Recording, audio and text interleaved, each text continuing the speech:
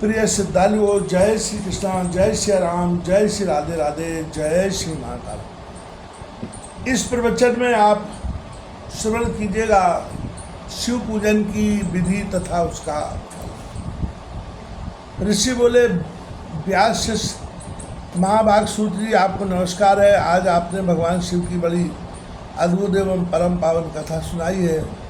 दयानिधि ब्रह्मा और नारद जी के संवाद के अनुसार आप हमें शिव पूजन की वह विधि बताइए जिससे यहाँ भगवान शिव संतुष्ट रहते हैं। विप्र, क्षत्रिय, वैश्य, शूद्र सभी शिव की पूजा करते हैं। यह पूजन कैसे करना चाहिए, आपने व्यास जी के मुख से इस विषय को जिस प्रकार सुना हो वह बताइए। महर्षियों का वह कल्याणप्रद एवं श्रुति सम्मत वचन सुनकर सूत जी ने उन मुनियों के प्रश्न के अब उत्तर देना प्रारंभ किया। सूत जी बोले, मुनीश्वरों, आपने बहुत अच्छी बात पूछी है, परंतु वह रहस्य की बात है। मैंने इस विषय को जैसा सुना है और जैसी मेरी बुद्धि है उसी अनुसार आज कुछ कह रहा हूँ। जैसे आप लोग पूछ रहे हैं उसी तरह पूर्व काल में व्यास जी ने सनत कुमार जी से पूछा था, फिर उसे उपमन्यु जी ने भी सुना था। व्यास जी ने शिव पूजन आदि जो भी विषय सुना था उसे सुनकर उन्होंने लोकहित की कामना से मुझे पढ़ा दिया था। इसी विषय को भगवान श्री कृष्ण ने महात्मा उपमन्यु से सुना था। पूर्व काल में ब्रह्मा जी ने नारद जी से इस विषय में जो कुछ कहा था वही इस समय मैं कहूँगा।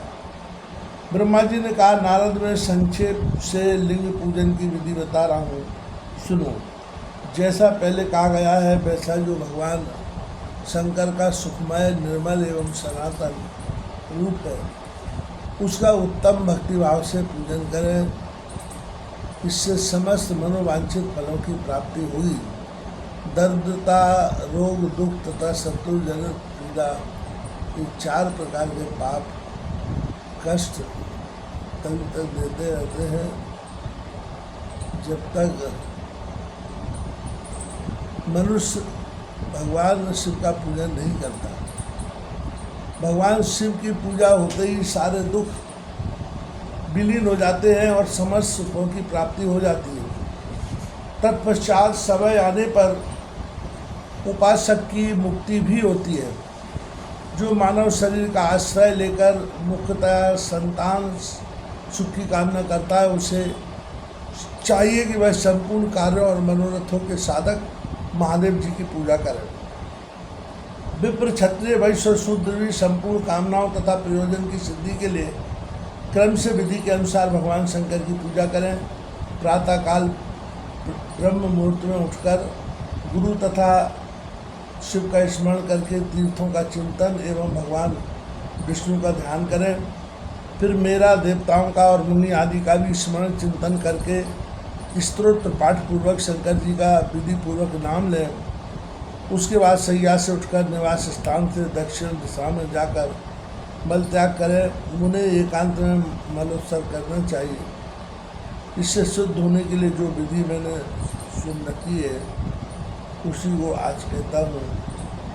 मन को एकाग्र करके सुने।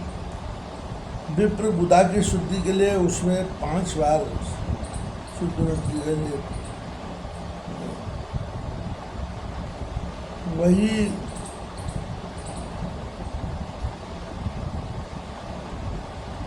क्षत्रिय 4 बार, वैश्य 3 बार और शुद्ध 2 बार विधि पूर्वक बुधा की शुद्धि के लिए उसमें मिट्टी लगाए। लिंग में भी 1 बार प्रसन्नतापूर्वक मिट्टी लगानी चाहिए। तत्पश्चात बाएं हाथ में 10 बार और दोनों हाथों में 7 बार मिट्टी लगाकर धोए। तात प्रत्येक पैर में 3-3 बार मिट्टी लगाएं।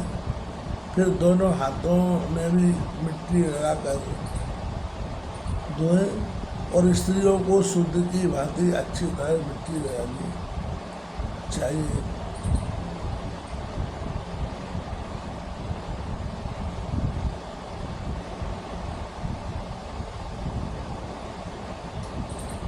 फिर दोनों हाथों में भी मिट्टी लगाकर धोएं। स्त्रियों को शूद्र की भांति अच्छी तरह मिट्टी लगानी चाहिए। हाथ पैर धोकर पूर्वक शुद्ध मिट्टी लें और फिर उसे लगाकर दांत साफ करें। फिर अपने वर्ण के अनुसार मनुष्य दत्तवन करें। ब्राह्मण को